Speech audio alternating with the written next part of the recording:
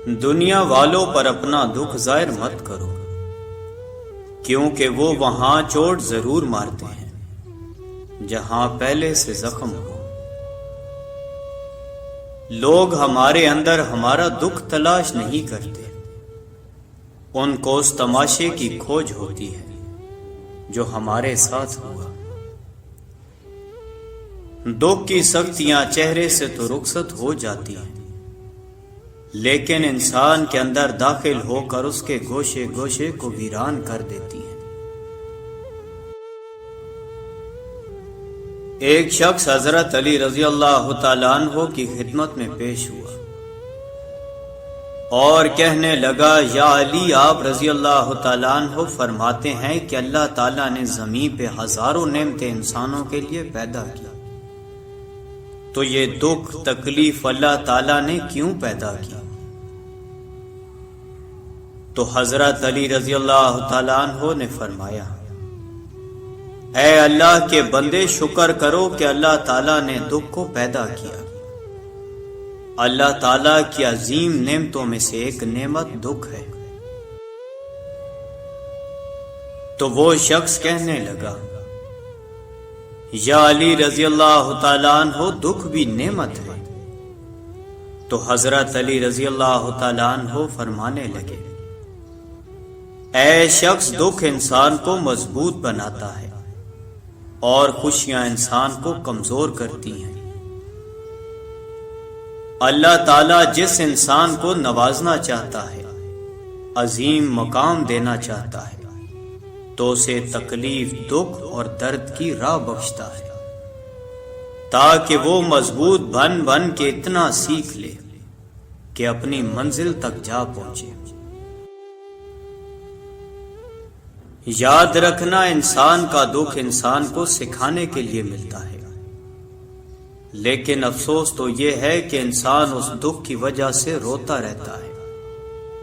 انسان دکھ اور درد کی وجہ سے کتنا بھی روتا رہے، لیکن ختم نہیں ہوگا، کیونکہ دکھ انسان کو رلانے کے لیے نہیں بلکہ انسان کو سکھانے کے لیے آیا ہے۔ جب تم اس دکھ سے سیکھ لو گے جو وہ تمہیں سکھانا چاہتا ہے، تو تمہارا دکھ خود بخود ختم ہو جائے گا۔ زندگی اتنی دکھی نہیں کہ مرنے کو جی جائے، بس لوگ اتنے دکھ دیتے ہیں کہ جینے کو دل نہیں کرتا۔ دکھ انسان کو یا ریت کی دیوار کی طرح ڈھانپ دیتا ہے یا چٹان کی طرح کھردرا اور سخت بنا دیتا ہے۔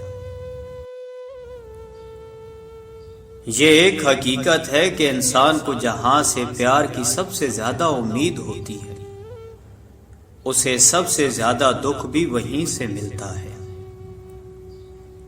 اللہ پاک کہتا ہے، کسی کو تکلیف دے کر مجھ سے اپنی خوشی کی دعا مت کرنا، لیکن اگر کسی کو ایک پل کی خوشی دیتے ہو تو اپنی تکلیف کی فکر مت کرنا۔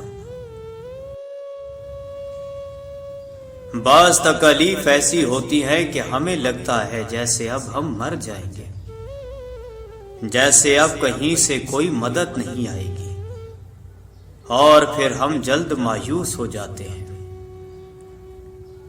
مگر جانتے ہو کہ کوئی غم بھی مسلسل نہیں رہتا، وہ ہمارا پیارا رب بڑا رحیم ہے، تمہاری سوچ سے بھی زیادہ کریم ہے۔ اسے تو یہ بالکل بھی گوارا نہیں کہ تمہیں کوئی تکلیف پہنچے۔ اللہ تعالیٰ جس کو اپنا آپ یاد دلانا چاہتا ہے، اسے دکھ کا الیکٹرک شارٹ دے کر اپنی جانب متوجہ کر لیتا ہے۔ دکھ کی بھٹی سے نکل کر انسان دوسروں کے لیے نرم پڑ جاتا ہے، پھر اس سے نیک اعمال خود بخود اور باخوشی سرزد ہونے لگتے ہیں۔ دکھ تو روحانیت کی سیڑھی ہے، اس پر صابر اور شکر کرنے والے ہی چڑھ سکتے ہیں۔ کچھ دروازے ہمیں خود پر خود ہی بند کرنے پڑتے ہیں۔ زندگی بھر خود فریبی اور خوش گمانیوں میں رہنے سے بہتر ہے کہ انسان ایک ہی بار خود کو جھلستی ہوئی حقیقت کے روبرو کر لے۔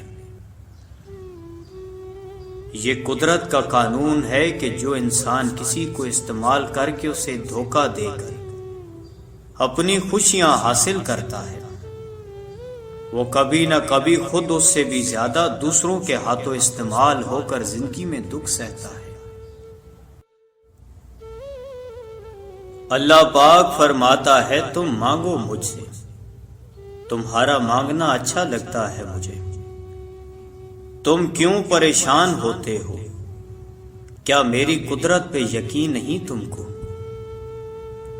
میں تو تمہاری شاہ رگ سے بھی زیادہ قریب ہوں، جب تم اپنی ماں کی نیت پر شک نہیں کر سکتے تو اس پہ کیسے بے یقین ہو جو تم سے 70 ماؤں سے بڑھ کر محبت کرتا ہے؟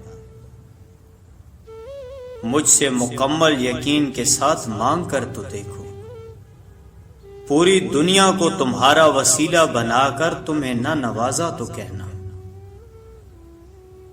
جب انسان خاموش ہو جائے اور اپنے حق کے لیے بھی نہ بولے تو سمجھ جاؤ وہ اپنے اندر بہت کچھ دفن کر چکا ہے۔